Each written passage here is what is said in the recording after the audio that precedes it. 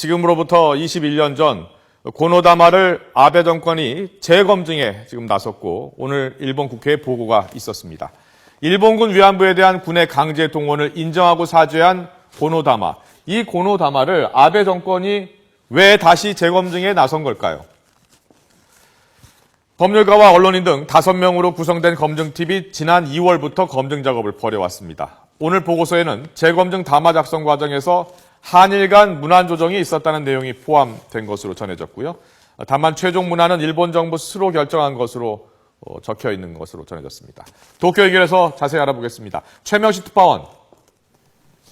네, 도쿄입니다. 네, 보고서가 나왔죠? 어떤 내용입니까? 네, 그렇습니다. 네, 일본 정부는 고노다마 작성 과정에서 한일 간 문안 조정이 있었다는 내용을 담은 검증 결과를 내놨습니다. 가토 가츠노부 반방부 장관은 오늘 중의원 예산위원회 이사회에 참석해서 고노다마 검증 결과를 보고했는데요. 검증 결과 포인트는 크게 4가지로 분류할 수 있습니다. 우선 보고서는 고노다마 작성 과정에서 한국과 일본이 문안을 조정했다는 내용을 담았습니다. 또 고노다마 작성 당시 일본 측은 위안부의 강제 연행은 확인할 수 없다는 인식으로 대응했다고 기술했습니다. 위안부 피해 여성에 대한 청취 조사에서 사후 보강 조사가 없었다는 점도 명기했습니다.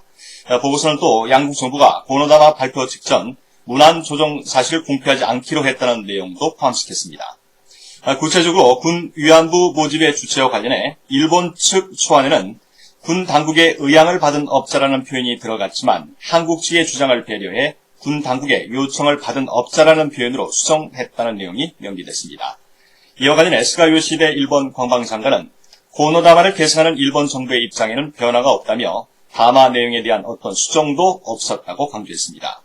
또 역사 연구와 평가는 전문가들의 손에 맡기겠다고 말하고 고노다마 검증 보고서의 개요를 한국 측에 설명했다고 덧붙였습니다. 하지만 일본 정부가 사실관계를 떠나 한일 간의 외교 교섭 내용을 일방적으로 공개함에 따라 외교적인 파장이 불가피해 보입니다. 또 일본 정부의 주장에도 불구하고 보고서 내용이 한일 양국의 조율을 거친 결과물이라는 인상을 줄 수 있기 때문에 우익들에게 고노다마 수정을 요구하는 빌미를 제공할 우려도 있습니다. 일본 정부는 지난 2월부터 법률가와 언론인 등 5명으로 구성된 검증팀을 꾸려 검증 작업을 벌여왔습니다. 고노다마는 1993년 고노 당시 관방장관이 발표한 것으로 일본군 위안부 동원의 강제성을 인정하고 사죄하는 내용을 담고 있습니다. 지금까지 도쿄에서 전해드렸습니다.